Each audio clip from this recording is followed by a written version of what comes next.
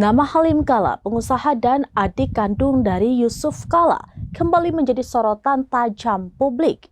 Kali ini bukan karena inovasi bisnisnya, melainkan karena terseret badai hukum terkait proyek mangkrak yang merugikan negara hingga triliunan rupiah.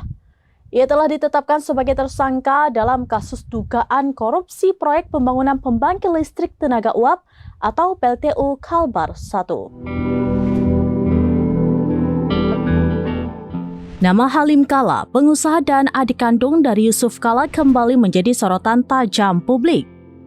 Kali ini bukan karena inovasi bisnisnya, melainkan karena terseret badai hukum terkait proyek mangkrak yang merugikan negara hingga triliunan rupiah.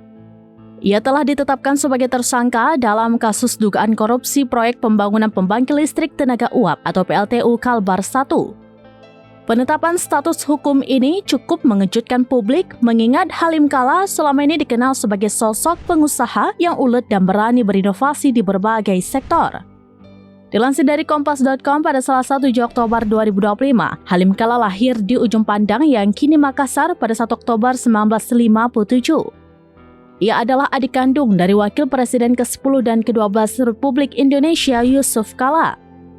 Sebelum terseret kasus korupsi ini, Halim Kala dikenal sebagai seorang pebisnis tangguh dan inovator yang telah malang melintang di dunia usaha nasional. Halim Kala sejak muda dikenal memiliki visi dan keuletan dalam berwirausaha. Ia bahkan mampu mempertahankan bisnisnya di tengah guncangan hebat krisis moneter 1998 yang melumpuhkan banyak pengusaha lain. Halim Kala menempuh pendidikan di luar negeri, tepatnya di State University of New York at Buffalo, Amerika Serikat. Dalam karir bisnisnya, ia tercatat pernah menjabat sebagai Direktur Utama Intim Wira Energi dan Direktur PT BRN. Salah satu terobosan Halim Kala yang paling signifikan terjadi pada tahun 2006. Saat itu, ia menjadi pengusaha pertama di Indonesia yang berani memperkenalkan Digital Cinema System atau DCS. Teknologi ini menjadi revolusi bagi industri perfilman nasional, mengubah total sistem produksi, distribusi, hingga pemutaran film di bioskop. Tidak berhenti di situ, Halim juga menjajaki inovasi di sektor energi ramah lingkungan dengan mengembangkan proyek kendaraan listrik di bawah bendera HK Auto. Ia memperkenalkan 3 prototipe kendaraan listrik karya anak bangsa, yaitu Smooth EV, Aerolis, dan Trollis. Selain dunia usaha, Halim Kala juga pernah mencicipi ranah politik. Berdasarkan data KPU RI, ia tercatat sebagai anggota DPR RI periode 2009 hingga 2014 dari daerah pemilihan Sulawesi Selatan II setelah berhasil meraup 30.755 suara.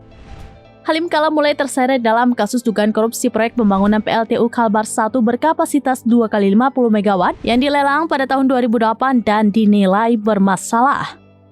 Proyek senilai total sekitar 80 juta US dollar dan 507 miliar rupiah ini didanai oleh PT PLN Persero melalui kredit Bank BRI dan BCA dengan skema Export Credit Agency atau ECA.